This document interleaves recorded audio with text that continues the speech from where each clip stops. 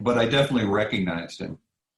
And walking towards him, I extended my hand to shake his hand. Yeah, I did. And so, I extended my hand to shake his hand, and he told me to put my hands on the trunk of my car, and immediately I could see in my periphery other officers, and then I even noticed that the officer that I was approaching, his hand wasn't going towards mine. His hand was reaching down towards his hip. Oh. And so I immediately complied, and I put my hands on my vehicle. And he explained that I was under arrest for the murder of my wife. And my immediate thought was, well, my wife is in her pie shop. And so, I mean, what's going on? My immediate thought was concern for Christine. Injustice Anywhere presents Snow Files, the wrongful conviction of Jamie Snow and how they got away with it. Snow Files, Episode 23, the story of Curt and Christine Lovelace. The mission of the Snow Files podcast is to expose the misconduct of the state's attorney's office under Charles Renard. It is not our intention in any way to disparage the current state's attorney's office or the Bloomington Police Department.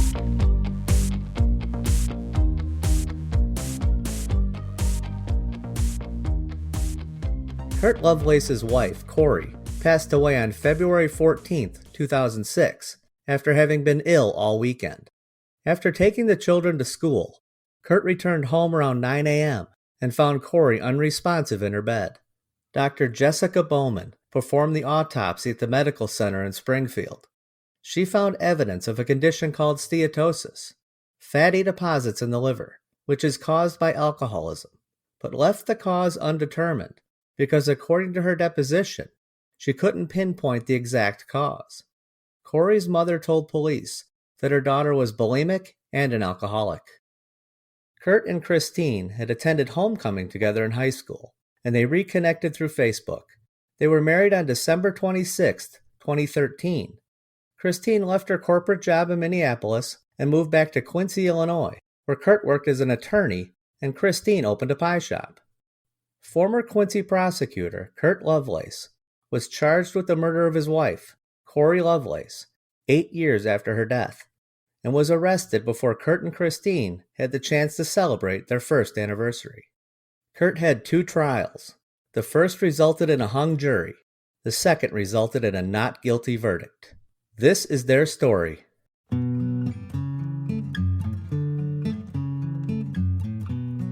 As it's pretty well publicized these days, Curt and I did go to high school together. My family moved to Quincy, Illinois in, 1982, I think. We were in the end of, or maybe the middle of our 8th grade year. It seems so long ago.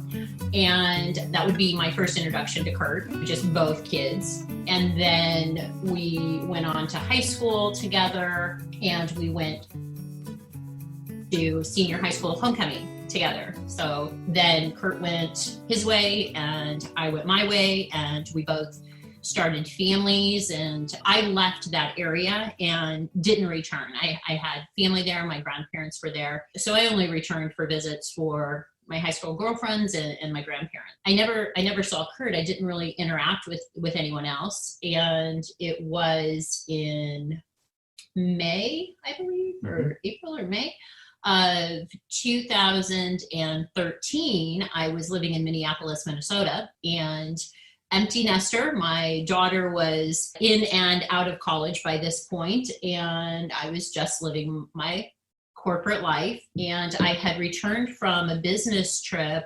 on a Friday night, I believe it was. The Saturday morning, I woke up, I flip open my iPad, and like most of us do, you just start scrolling social media.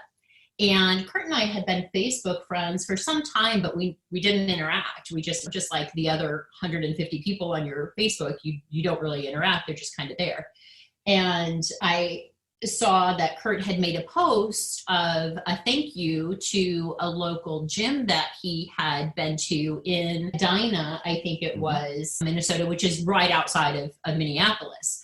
Well, I mean, that's just rare for me to get to see somebody where I live from my childhood. We do have a friend that lived in Minneapolis that I hung out with while I was there, but it was just an anomaly. So I was so excited. So I sent him a message and I said, hey, hold up. I live in downtown Minneapolis. So if you're still here, let's have lunch or something. And that was it. Just a friendly kind of thing. I really didn't know. I believed that Curt was married. So it wasn't like it was something that was going to go anywhere. It was just a lunch kind of a thing. And trust me, at that time in my life, I was not interested in any kind of a relationship. I was like, in my mind, going places in my career and have no time for anything else. So it would have been later that day or the next day, I think. It was later in the day, after I had actually boarded a flight and returned to Illinois. Yeah. And Curt responded and he said, hey, I'm already back home, but next time you're in town, let's hang out or something. The next time I was in town, then I was hanging out with my good friend, and she said to me, like, the second day, because she was going to have a cookout and gathering and stuff, silly stuff. And she's like, hey, let me just back up real quick. My friends were always trying to set me up with people. I don't know why married people do that to single friends, but that's what they do. So I was always, no, like, no. So then this particular day, Melissa was like, hey, why don't you give Curt Lovelace a call? And I'm like, I don't have Curt's phone number. And she was like, well, just invite him over to the dinner tonight. So I'm like, you know what? Okay. So I don't have his number. I don't have an email. I don't have anything like that. So I just sent him a instant message. And I said, look, I'm going to be at this person's house. Come out for dinner or something. You responded that you had the kids. Mm-hmm. And you were having a pizza movie night, right? So it was like, I guess it would have been the Friday night. And he said, but hey, I'll come out after, we finish. And so he did. And do you want to talk about this? Sure. And then, I met at another person we went to high school with, their house. It was late in the evening, and Christine. It was like 8:00. That's late for us. Christine answered the door, and I was like, wow. And ended up just spending the night with those friends, but mostly with Christine, just talking endlessly about all kinds of topics and just catching up on her life. And it was I was just in awe and with what she had done and who she had become. And so that led to future dates and a relationship and ultimately a marriage. Exactly. So something that was not even on our radar turned into what we have today. So we have a fun story, I think. In some ways, there's parts of it that are tragic and sad and obviously emotional, and we carry that stuff with us today.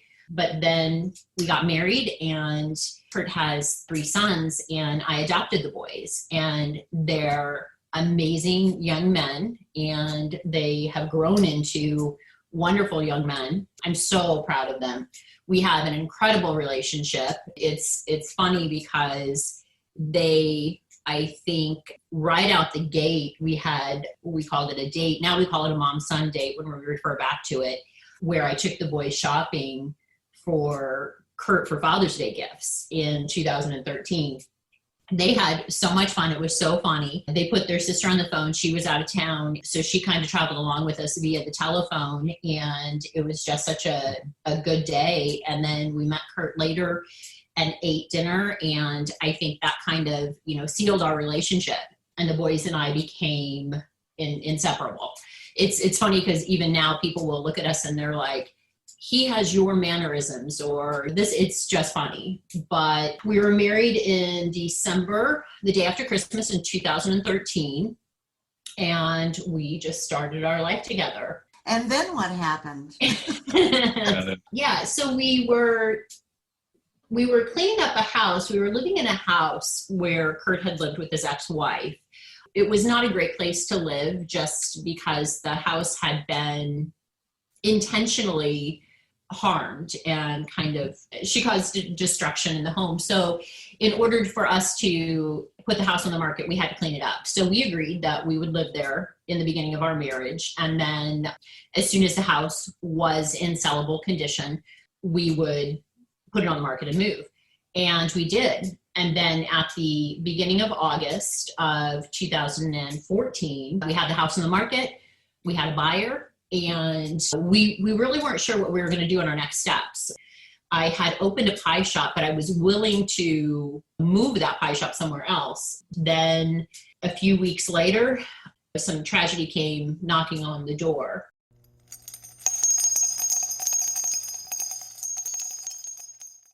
So in August of 2014, as Christine indicated, she had her pie shop. I was practicing law. I was no longer a prosecutor. I was a solo practitioner. And we were, again, had a lot of different options that we were looking at. But for the most part, she was doing what she could to operate a small business. And I was doing everything in my law office as a solo practitioner. And so I had dropped Christine off at the pie shop and went to my office, just a typical day. I had planned on taking lunch to Christine. She couldn't leave the pie shop, so my plan was to work and then around the noon hour, go to the bank, then go grab lunch, take it to the pie shop, have lunch, come back to the office.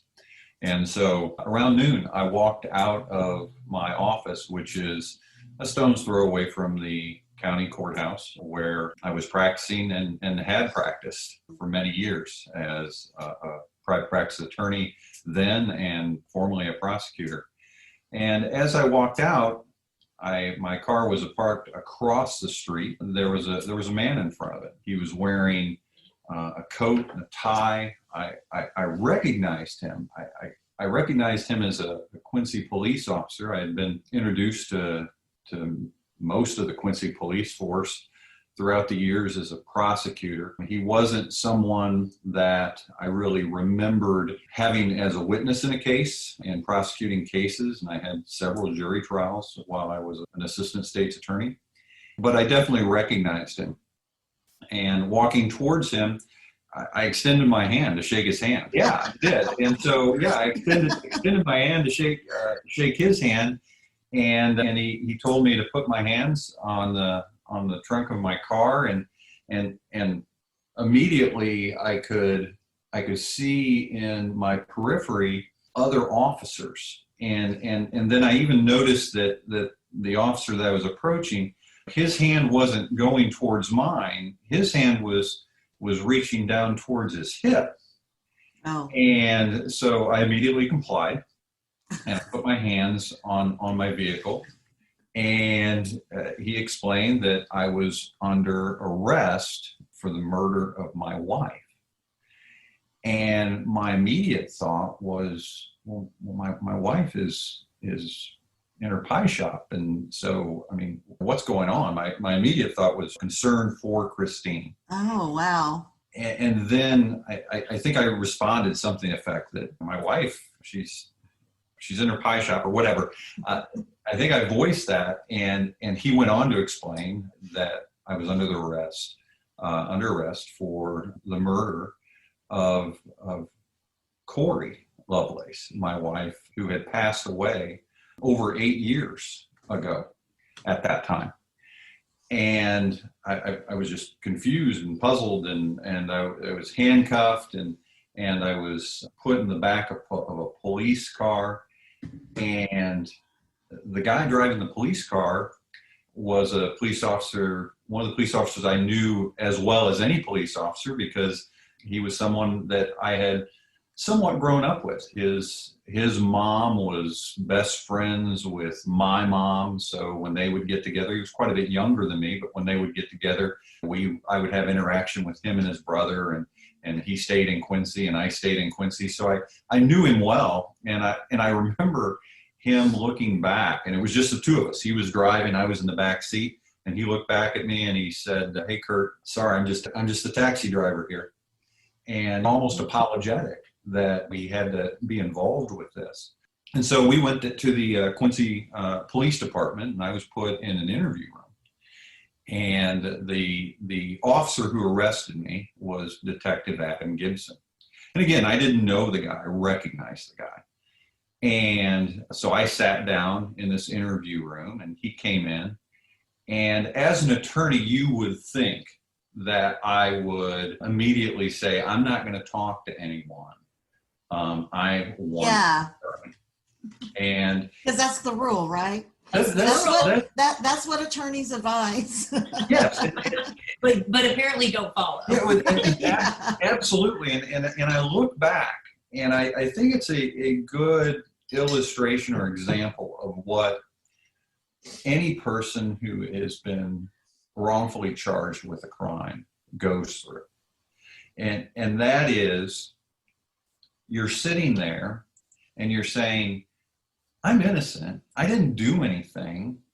They want to know the truth, and I want to tell them the truth. Surely this thing is going to work out. This is a mistake. And if I just talk to them and tell the truth, surely this is going to clear things up. And so I answered all of his questions. I talked with him, I think, for almost an hour, and told him multiple times, I didn't kill my wife. Here's what I remember from the day that she had passed away. And it just didn't matter. He kept on saying that he had multiple pathologists who had determined that she had been suffocated, and I never heard that before. And so finally he stopped interviewing me. Again, it's really strange. I never said, but I'm not going to say anything else. I need an attorney. So this might be a little bit of a tough question for you, but you guys keep saying that you were naive and you didn't know that the law enforcement wasn't after the truth, but you were a prosecutor in that inner circle for 7 years. So are you saying that you'd never witnessed anything underhanded or unfair to a defendant during your time? I had not. And again, I was a prosecutor for about 7 years. I actually had a dual role in that office. I handled a lot of civil matters, advising the county board. But when I took the position, I asked the state's attorney to get me involved in criminal cases, and I wanted to try cases. And so I split time between the civil matters, going to county board meetings, handling employment issues, and then also would be assigned cases each month. Some of them would end in some sort of plea agreement. Others would go to trial. And no, I really hadn't observed anything underhanded. I had observed interviews with witnesses on video. I had observed interviews with defendants on video, similar to the video that was taken of me. But I really hadn't viewed it from a perspective of, is this a search for the truth, or is this just a ploy or an attempt to keep a defendant talking or elicit some sort of confession? So I think I was a little bit naive from that standpoint. I think things probably would have been a little bit different for me if it wasn't for the fact that I trusted the Quincy Police Department. I had worked with the Quincy Police Department, and I believed that the members of the police department were out there and investigating and doing so in a manner where they were truly searching for the truth versus trying to create crimes and just go about things just to get a conviction. I remember, taking a break and him coming back, and I remember during the break thinking to myself, I've been arrested. Where's Christine? Where are my boys? How is this going to impact our family? How are we going to survive this? And I started to realize the impact of not only being arrested, but being charged with the murder of my ex-wife. And then ultimately, at one point, he said, well, your bail has been set at $5 million. And it was then that I realized, well, clearly I'm not going anywhere. And so I didn't know where Christine was. I didn't know what had been communicated to anyone. I didn't know where they were. And I do recall during that break looking out this small window, just standing up, looking out this small window, and I could see, I think it was our middle son, and I could see him in the hallway of the police department. Mm-hmm. So he was at the police department. I knew that. So then I was taken from the Quincy Police Department to the Adams County Jail.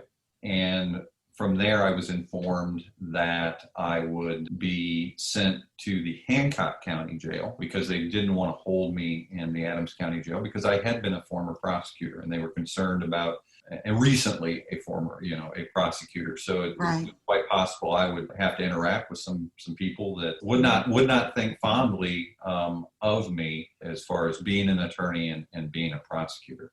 So that's what was happening on my end of things. But Christine was going through a whole different experience at the same time.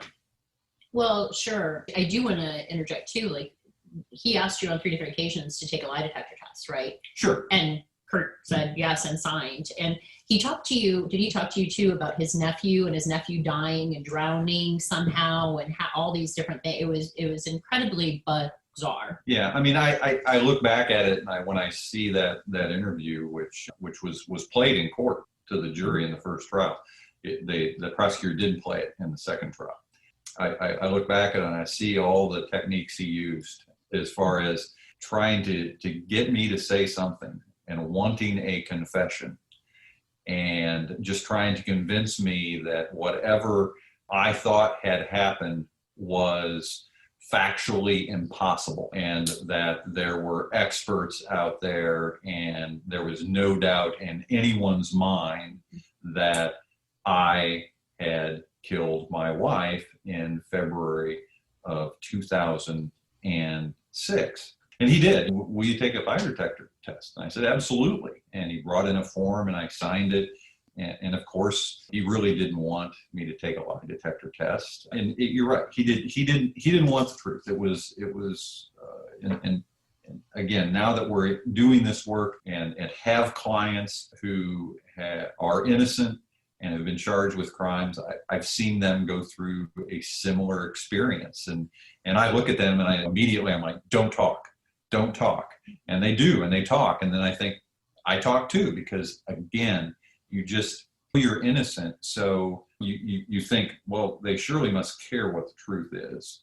And this thing will work out. I mean, throughout the whole process. And I think of Jamie's case, and I think Jamie's made similar comments. I mean, Jamie talks about being in a trial and thinking, this is all going to work out because I'm innocent. Yeah. Whatever happens at this trial, a jury is going to find me not guilty because I know I'm innocent. And what we learned in Jamie's case, and even in my first trial, which ended in a mistrial, and I was found not guilty in a second trial, but even in a mistrial, even after all the evidence was presented, I didn't get to go home. And Jamie similarly didn't get to go home, and he hasn't got to go home. But I think we were so naive at that time about how this world works. I like Curt, we believe that police officers were all honest, and the only thing they're doing is looking for the truth when they're doing an investigation, and courts and prosecutors and judges are all above board and honest. And I think that in the very beginning, that was our thought is this will work out because this is crazy.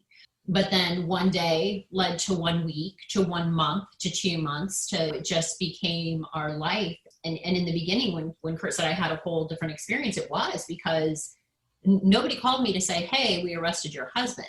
Now, the officer did call other people. We now have the phone record showing that he called other people saying, hey, we're getting ready to arrest him. I think even like the minute before Curt was arrested, the officer had made phone calls to a person to tell them the arrest was going to take place. Not a law enforcement person, other people.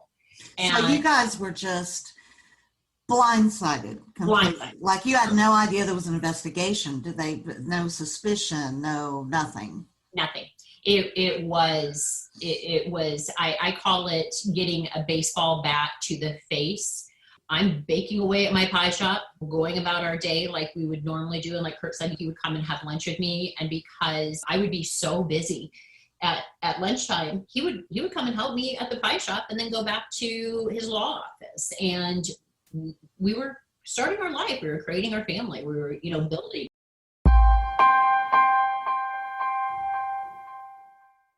Want to join the Jamie Snow support team?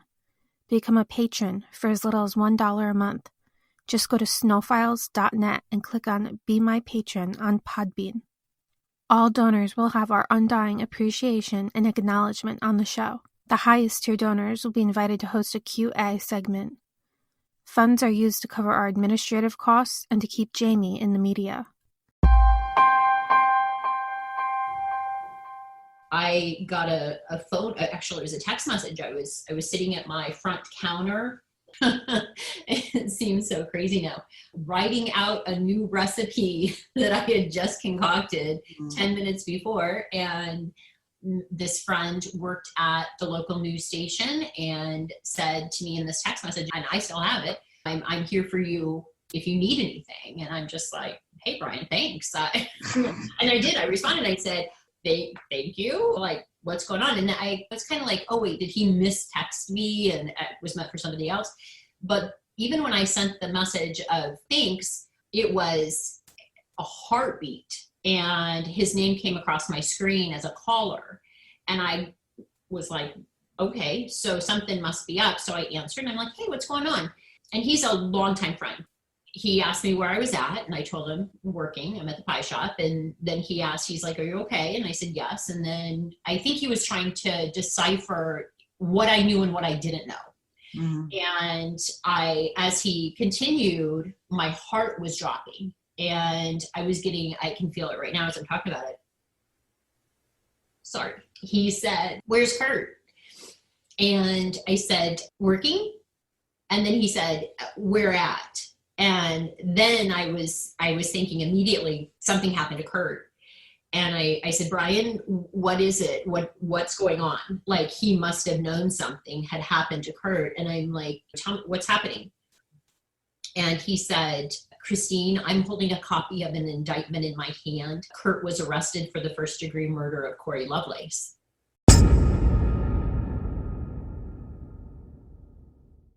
And I was like, I just stunned. And I said, and I heard murder, and I'm like, Corey wasn't murdered. Like, not even being able to register anything else he said other than there was a woman that had been murdered. And I'm like, Corey wasn't murdered. And then Brian said, I can't even tell you what he said. There was something else he said, and I told him, I have to find the boys. And I just hung up the phone. I started looking for the boys. One of the boys should have been in football, going into football practice. The other one would have been, by this time, heading home. The other one leaving his after-school activities. And it didn't dawn on me anything had happened with the boys. And it also didn't dawn on me that they had arrested Curt 2.5 hours prior to this phone call. Right. So I would then find where the boys are. I had to get home. The boys were at the police station. They had been held in isolation. We call it kidnapping because basically they were kidnapped, taken to the police station. They were held in isolation. They were questioned without understanding why. They weren't told they could leave. They didn't know that they could call me. Actually, one of the boys said to the other, one of our sons said to the other one, can we call Christine? And Lincoln said, I don't think we're allowed to. They had no idea. They're kids. Yeah. And then trying to get the boys from the police station, it was almost like a game was going on. One of a family who has a son who's friends with our oldest son, or was friends, they seemed to know a lot about what was going on and where the boys were. When I got to the police station to pick up the boys, both this woman and her husband were there. it was a bit interesting. I walked into the room where the boys are, and they stood up and they came over and they hugged me, and they still had no idea what was going on. They as well thought something had happened to me because 2 weeks before Curt's arrest, his ex-wife's daughter had put a rat in my pie shop. There's evidence that they had egged the pie shop. There was an ongoing, I don't even know what to call it. It was something just kind of like harassment. Yeah, on an ongoing basis. She would show up in the alley behind our house. There was all kinds of things that were going on. Harassment, constantly filing lawsuits to get money from Curt, things of that nature. And so also about 2 weeks before Curt's arrest, she had lost her battle to gain financial gain from us. So we thought we were finally free of her, and that wouldn't be the case. But nonetheless, the boys thought because everything had happened with her that maybe she had taken things a step farther and something was wrong with me. So we sat in this little room at the police station for a few minutes. Curt's parents were there. They were out in this other room. And as we sat there for a second and just reeling, like, where are we? What is happening? In walks this man, sort of short, stocky, and it was just, as I sit here explaining it today, I visualize this suit that's too big for him, this overwhelming odor of tobacco smoke, and he stands there in front of us and looks at the boys and says, "You're fired for murdering your mom." Wow. And it was just like, what? And when he said this, and he followed that with her name, and when he said it, there was almost like a smirk and I wouldn't say a chuckle, but it was a smirk of like a weird laughter. It was just incredibly bizarre. I sent the boys home. That officer stayed in that room, and we sat down at a desk. I still thought at this moment that this guy's here to help, right? He's an officer. He's supposed to help people. And his job is to get to the truth. And that's what we're doing here. And he started saying things to me like, Curt has been arrested for murder, and this is going to go pretty quickly. What'll happen is he'll get a public defender. His bail has been set at $5 million. And he'll probably take a plea deal, and then he'll be sentenced and then go to the Department of Corrections. And I was stunned. And I'm like, wait, what? As we were sitting there and the officer was saying, it's unlawful to do this, or you can't do that, or whatever, I realized he's not there to help us. And so I told him that. I said to him, you don't want to help us. You're here to hurt us. And with that, I stood up and walked out that door to where Curt's mom and dad were standing, and Curt's dad was on the telephone with Curt, and he just handed me the phone. I walked into, there's a men's bathroom. We were in a basement, and that's where this police department is. And I walked into the men's bathroom and spoke to Curt, and what's going on here. We had a brief conversation. And he said, this is what they're doing. This is where they're taking me. Curt's dad and I went over to the Adams County courthouse where the sheriff's department is, where he was going to be booked. And we couldn't find him. Somebody brought me out his belongings, his wallet, those things. And then we left, and they told us that he was going to be taken to another jail in another county for safety. Curt's dad and I went back to our house. We got the boys squared away. We took care of things there. And then I knew that the sheriff had been the bailiff for my grandfather when my grandfather was the circuit court judge, and maybe even when he was chief judge. And so and for whatever reason, I had his telephone number. So I called his number, and he gave and I was basically going to ask him a question. I didn't know that he was actually driving Curt to the other county. So I spoke to him. Yeah. Mm-hmm. And so he just said, hold on a second. And so then I don't know how that worked in the car. Then I could tell him, this is what's happening. This is what we're going to do. And that was it. That was our last private interaction we had. Well, you were on speakerphone, so I thought it was private. Okay, yeah. So we had no other private words though, and then we just had to jump into action, and I knew I was going to have to find lawyers and kind of go from there.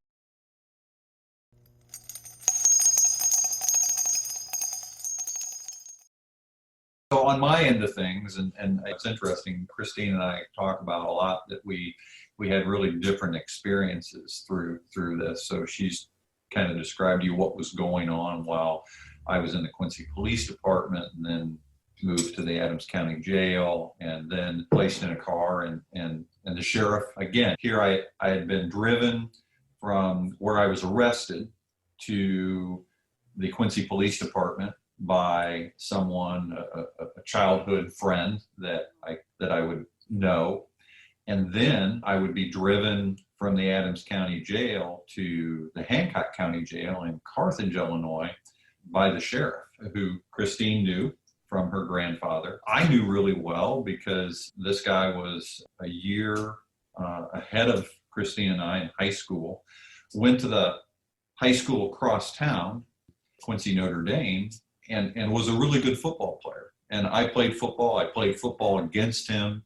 He went on to Eastern Illinois to play football. I went on to the University of Illinois to play football. We'd see each other once a year because Eastern Illinois would sometimes use our field to practice, and on certain occasions. And I continued to know him as an assistant state's attorney. So again, I have these relationships.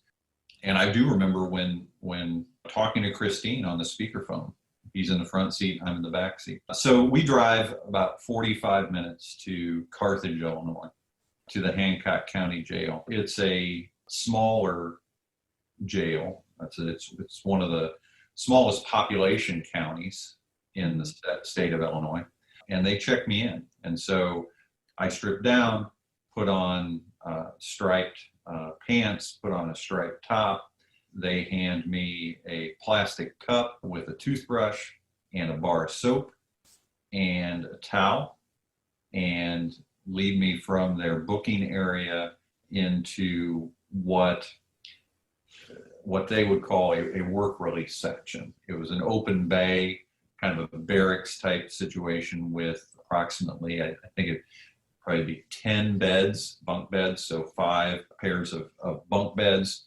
And I believe at the time there with me, I think there was 8 people in that area. They had a table with 5 chairs around it, very sterile, metal. Everything's attached to the floor or the wall. There's one shower, and what I would learn is in most prisons and most jails, which is the combination toilet sink for all those people. And that's where I was placed, and I would be in that county jail from August of 2014 until my first trial in January of 2016. And that trial would end in a mistrial. That trial was in Adams County.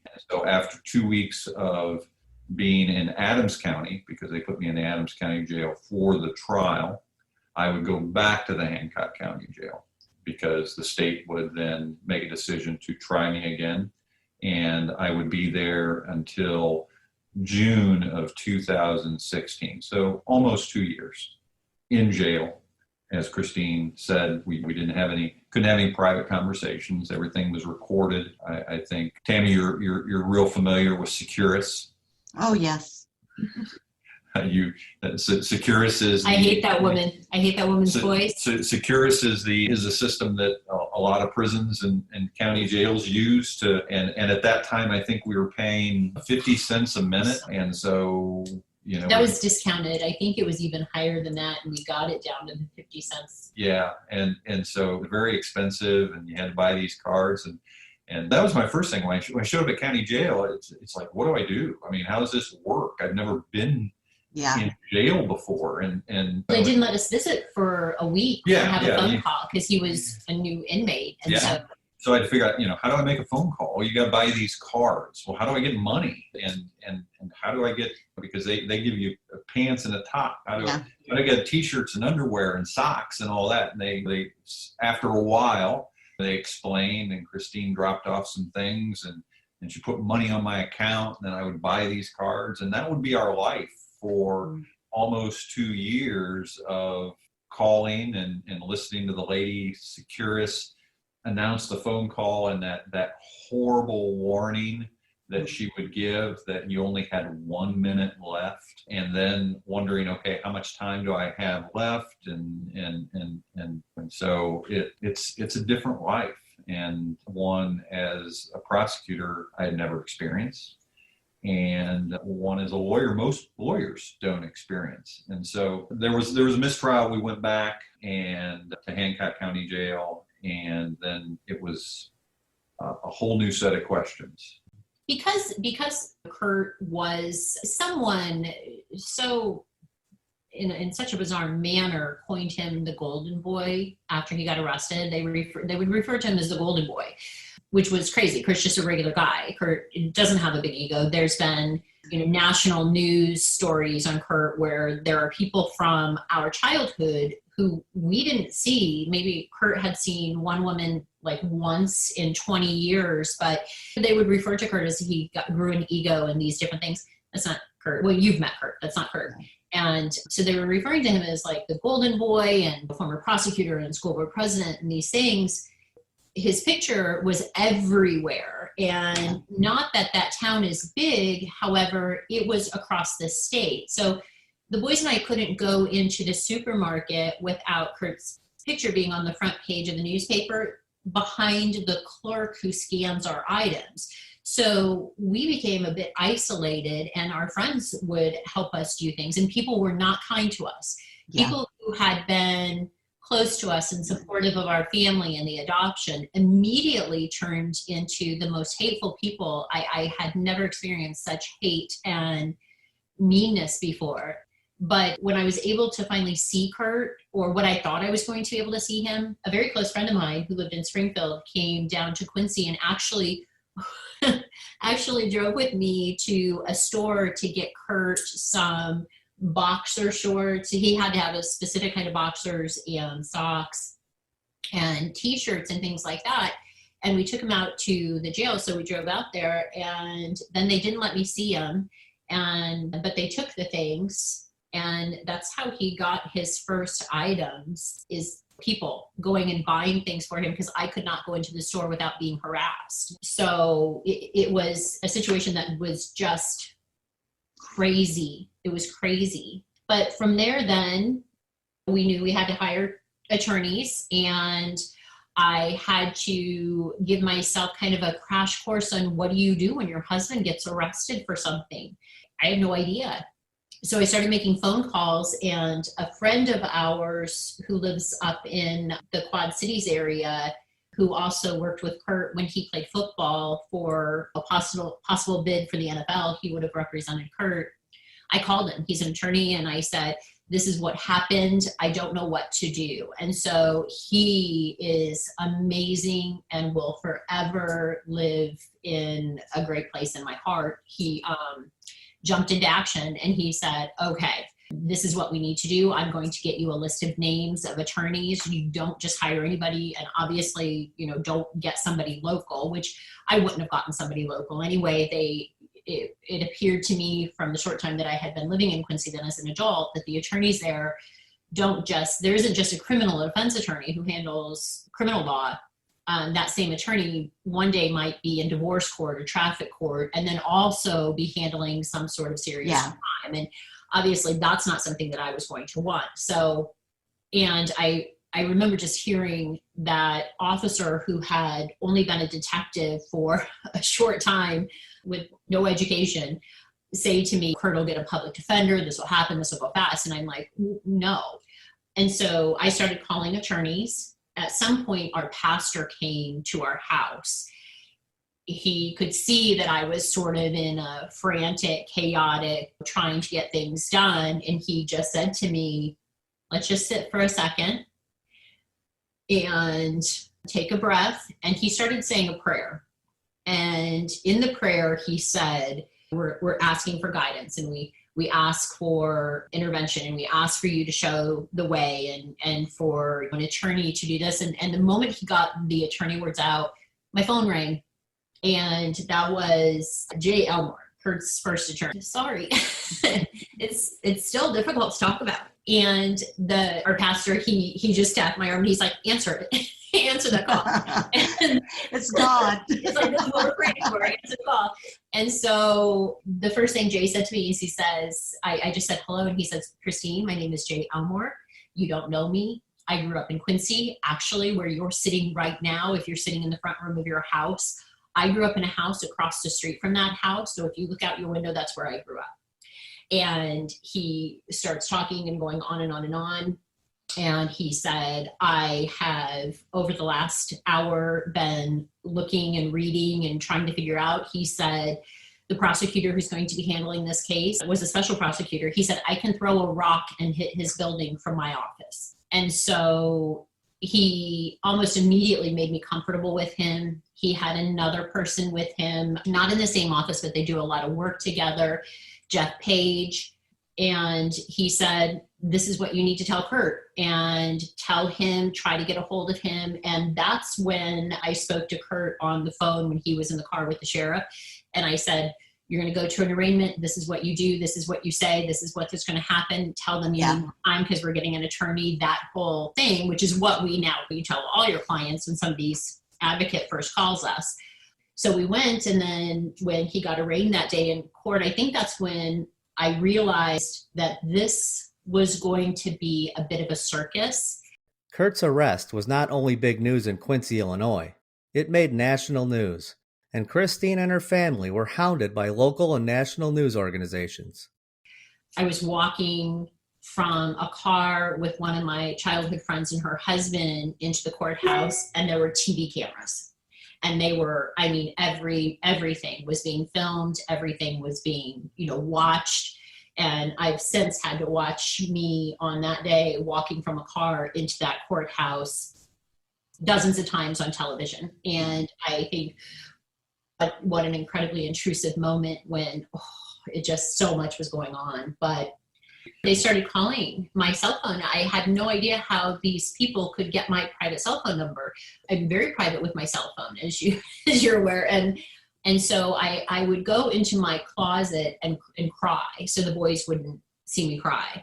And I answer the phone, and it would be this person saying, my name is Ari, and I'm calling you from 2020, and we want to get an interview. And I'm like, what is it? What are you saying right now? And then the next call was from Chris, somebody 48 hours. And I'm like, no. And I didn't know what to do with these phone calls. And then my name's Rob Buchanan, and I'm with NBC, and I'm this, and I'm just like, what are you doing? What is this? Like, we're in this little town. And so then I gave Matt there, I'm like, you're going to have to call this guy.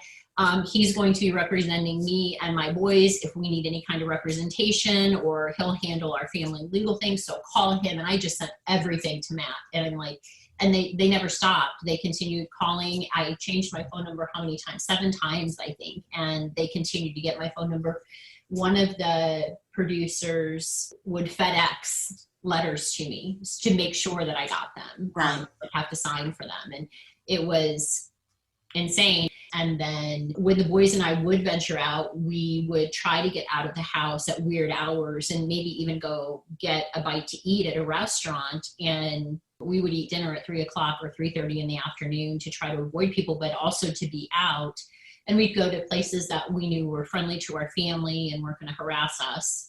The good thing now, when I look back, is the police talking to the media and the chief of police telling everyone that he was going to be the spokesperson for the case and things. That was a good thing that they spoke so much, because every time they spoke, they would say something else that was helpful to Curt's case, like they have new evidence. What new evidence? What is the evidence? Or how did this case get started? And the detective, or the new detective, who was a elder service officer actually would say how he became involved in the case or wanted to do the case and things of that nature. And there's about 3 different stories that he's given. So I came to like that they would talk so much because they would say things, and they clearly weren't in it for the truth. We now have FOIA documents that we had obtained where there's even a bill that was sent to the county, and I don't know who wrote it, if it was the prosecutor or the police officer, but they used to refer to Curt as Curt Lovelace, and they would say that and make fun of his name, and to the point where even the prosecutor at one point was overheard in a courthouse saying, ha ha ha, isn't that funny, Curt Lovelace being charged for a murder on Valentine's Day and making light of it. And I'm like, he's the special prosecutor. But on this one document, it had written out Lovelace case with like a dollar amount, but it wasn't just written out. I mean, it was hyphenated Lovelace case. And then one of the local TV channels actually would list his name underneath on a kind of a crawler, and it was actually, they spelled it Lovelless. There was a journalist, TV reporter, I guess, who would follow the case, and she used to write her phone number down on a piece of paper and rip it off and give it to me. But one day there was a private hearing going on, and I was sitting in the hallway, and she came over to sat next to me, and she's like, do you want to talk? And I'm like, no. And she said, if you ever need anything, I'm here. And I'm like, we're not friends. But then I asked her, I said, hey, Jenny, I have a question. You're always referring to our family as Lovelace. Our name is Lovelace. You know how it's spelled. That's always how you're referring. And I said, why are you doing that? And she said, because my bosses have told me that's what I'm supposed to do. So I have a bias in an unpositive way with media and what goes on there. So again, they're shaping a story for clicks and ratings and reads and sales, and not necessarily what actually is the truth. In March 2017, Curt was acquitted of the murder of Corey Lovelace in his second trial. He was represented by John Lovey and Tara Thompson of the Exoneration Project. A couple of months later, Curt and Christine established the Lovelace Center for Criminal Defense. To date, they have freed 1 wrongfully convicted client and have had 3 acquittals. When we walked out of the courthouse in 2017, in March of 2017 at 4:05 p.m., I always expected that not guilty verdict would come and the sun would come out and be shining and everything would be normal and everything would be go back to the way it was, and we would have jobs and we'd be earning this money and it would be great. Well, that's not the reality. And we've learned that, and we're still healing and trying to figure out what reality is and what our future is. But we knew right away that this is the work we were going to want to do, and we wanted to help as many people as we could. But we still have lights that we have to pay for. We still have food that we have to pay for. We still have a child that was at home that we had to take care of. And so we do as much as we can. And when those people call and say, hey, can you help us? We try to. We absolutely try to do what we can. But then also what happens is we have to talk to experts and say, this family doesn't have any funds. What can you do to look at, will you look at this? And we don't hire people because we want a specific opinion. We hire people because we want the truth. Yeah. We don't want them to say, no, your client's not guilty because we paid them. We want the truth. And the people that we do hire are of high integrity, and they will give us the absolute truth. The fact that Christine and I went through what we went through. Me, a defendant sitting in that very chair. Christine, the wife of the defendant, sitting in that chair. And turning that trust over to our first attorneys, Jeff and Jay, and then them handing it over to a jury, and then not being able to make a decision and being hung. And then in our second trial, handing that over to Tara Thompson and John Lovey, and then them handing it over to a jury in Sangamon County and coming back with a not guilty verdict. So, I mean, I think we try to use that for motivation in what we do, because we've been there. I mean, not only am I defense counsel now, but I've been a defendant. And so there's a level of empathy there that I don't think that you can have unless you went through the process and you've been an innocent person accused of a crime, and you've had to go through not only one trial but 2 trials, and you've had to experience the revelation of finding evidence that was hidden from you, and then the anger of why would a police officer not turn that over, and why would a police officer conspire with other people, and why would a police officer make stuff up just to get you convicted. And so there's anger there, there's frustration, and I think there's a better understanding of some of the weaknesses. Again, I think we have the greatest respect for our criminal justice system, but we know it's not perfect, and it doesn't get it right all the time. I think it gets it right, I think, most of the time. I mean, most of the time. But even 1% of the time is too much. And I think that a lot of the people that prosecuted Curt, and people in the community, and people who send us hate messages still, who would say, well, look, you got a whole new career out of this. And I did go back to school, and I did study with some very important people in the investigative world. And I'm so grateful to have gotten the opportunity to learn from these people.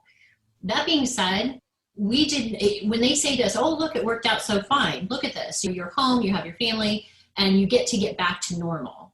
Well, there is no going back to our normal, because we never even got to figure out what our normal was, because that got ripped out from underneath of us. And I would love nothing more than for us to be living in a Pollyanna world where I still didn't know that wrongful convictions happened, and I was never introduced to you guys, and I didn't know who Jamie Snow was.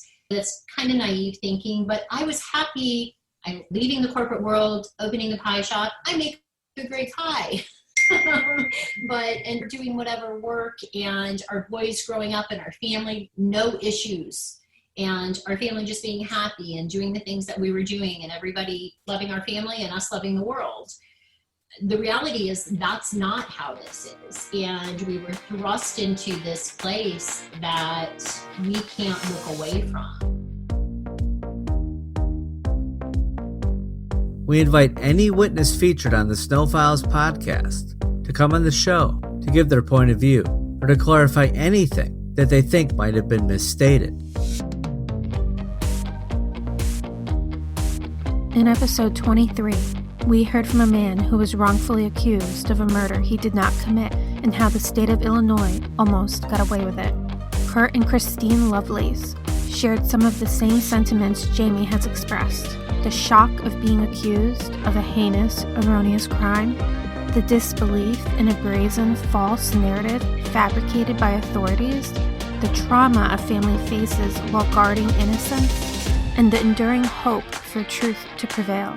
In Curt's case, the Exoneration Project was able to prevent a wrongful conviction, but they still fight for Jamie's post-conviction motions today. If you have any information that may help Jamie, please call the tip line at 888-710-SNOW. There is a $10,000 reward for any information leading to a new trial or the exoneration of Jamie Snow. The tip line is free and confidential. Our next episode is the season 1 finale, where we play Whose Lie Is It Anyway? With Jamie, to recap the latest key players from his own trial. That's next time on Snow Files.